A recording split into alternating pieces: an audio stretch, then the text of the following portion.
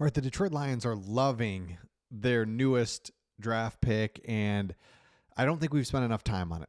Point blank, we just have not spent enough time on this player. And let me know in the comments. This is something we do as we get close to summer. We live in Michigan, awesome state to live in the summer. Let me know in the comments kind of that one summer vacation, one summer spot that you go to, whether it's Traverse City, go up to Mackinac Island, go up to the UP. Would love to get up to Traverse City this year for sure. That's always something we like to do. But the UP a little bit, man. The UP is crazy. It's vast. It's always the spots, Pictured Rocks, all the things you can do up there. But yeah, let me know in the comments. Might learn some. I know I'll learn something where it's like, oh, we should check that out too. So, okay, here it is. Coaches are loving our first round pick. Plus, I got something else for you here that's interesting. But here's what Kelvin Shepard said. Being able to find that sweet spot where it's not too good of an individual, especially at the defensive line position. They have to have an edge, but they're a true, genuine human, and being in Tyleek checked every box, you start to go down the list of things that you're looking for. So what he's saying there is like, we need you to have a little bit of a screw loose because you're a defensive lineman, but also can you be a good guy and love football and love your teammates and not be Bill Romanowski? That's what we're looking for. And I think that's the thing about the Lions throughout this whole thing. You can look at the tape and you can see a lot of really good players, but can you find that player that has a screw loose, but also can rein it in and be a pretty good dude? Like Amon-Ra St. Brown is a perfect example. He has got a screw loose. He's a different guy, but he's like, yeah, I'm here to work. I'm here to play. And yet he's just like mad about the guys that went before him in the draft. He has to catch 202 balls on the jug machine, all that stuff. Like, yes, we need that. That's what you need in a football player. Tyleek Williams has got it all. And here's the thing about the tape, because when you watch the tape, and again, I'm saying we haven't spent enough time on this, is a really good player. Watch how he sees the double team coming and just anchors himself into the ground to the point where the double team just kind of gives up and he gets the tackle.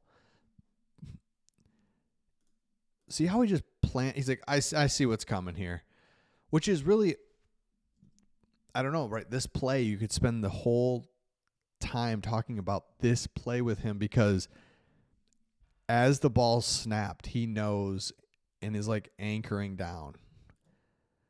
Bang. And so they go to just, because you can see what the play is that he's going to pull around here, knock this guy out. Here comes another guy up through the hole. Here comes another guy. There's just, this play should be a money play. Once this double team just washes our guy out 5 yards, then here comes all the pullers, and then this is just going to be a really good play.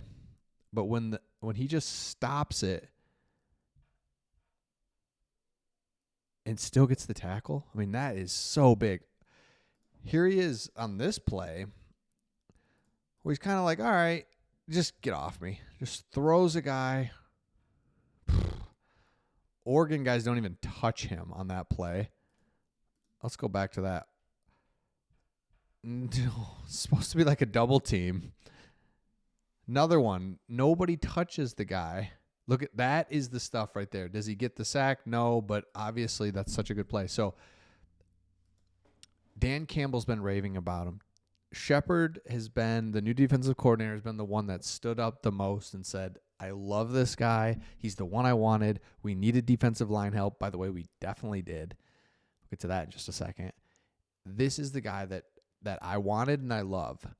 And I just don't think we remembered, is remembered the right word, or just thought of hard enough that the Lions were desperately needing defensive line help. Let me pull up a depth chart here.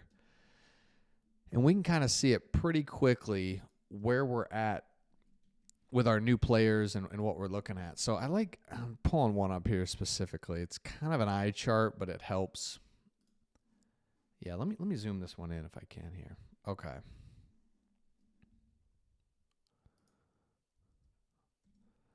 All right, so you can kind of see, you got some ads playing here, but let me see if I can go in one more.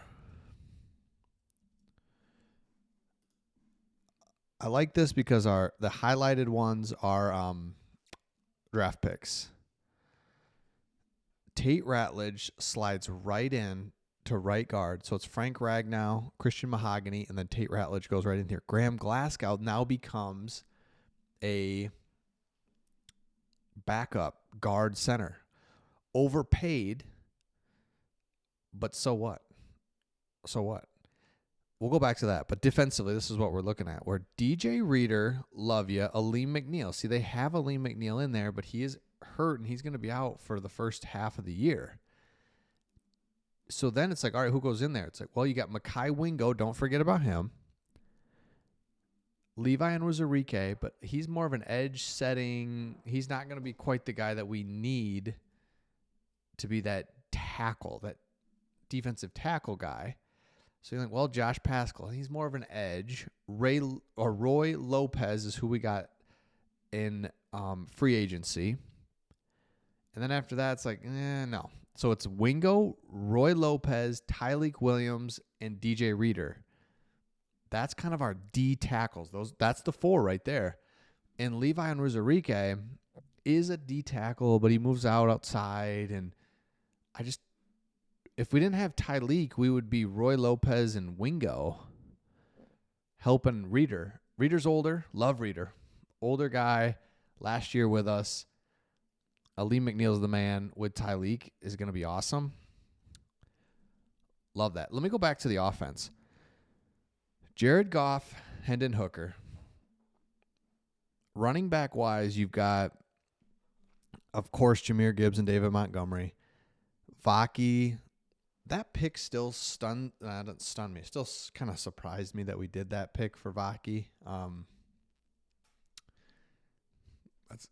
I mean, the Vaki pick and the Manu pick, Giovanni Manu. I hope they're good. If they're good, that's all good. But if they're not, man, that was some wasted picks in the mid rounds. I think they'll be all right though. Tim Patrick, boom. Jameson Williams, speed guy with Khalif Raymond coming in for your gadget and just steady Eddie. Amon-Ra St. Brown, great offensive line. Laporta. I mean, it's a good team. We have a good, super good team. See how the coaches, the new coaches mesh and that whole thing is going to be a thing, of course. But in general, the Detroit Lions have a really good team. And 15 wins. NFC Championship, 15 wins. Like, it's make another run at it. That's how it's just fun. And this won't last forever. It could. I don't know. But where you just have these really good players where we're just going to keep rolling here. And we've got a couple year window where we can just keep rolling it out there and be like, let's make a run. Hopefully, if it's not, we were 1 year ahead of schedule when we went to the NFC Championship game with the Niners, and they were healthy and they were loaded, and we just couldn't finish it. We just couldn't do it. And nobody's mad about it. It was just like, man, we tried. But they had Debo and McCaffrey, and they had 6 other guys that were healthy and good, and it's just like, dang it. Last year, miracle run there, especially the back half of the season, where it's like, we don't have players. What are we doing? And again, you were mad, but you also were like, I'm not surprised. We don't have anybody on defense. We ran up against a bad matchup, and there it was. So this is the year. I don't know. Maybe this is the year. It's hard. You need a lot of luck, which sucks. It's fun when you aren't that good and you need luck because it's like, let's get lucky. But it's like, no, when you're good, you're like, man, we just want to stay healthy. That's it. All right. Let me know your thoughts in the comments. We'll see all of you on the next one.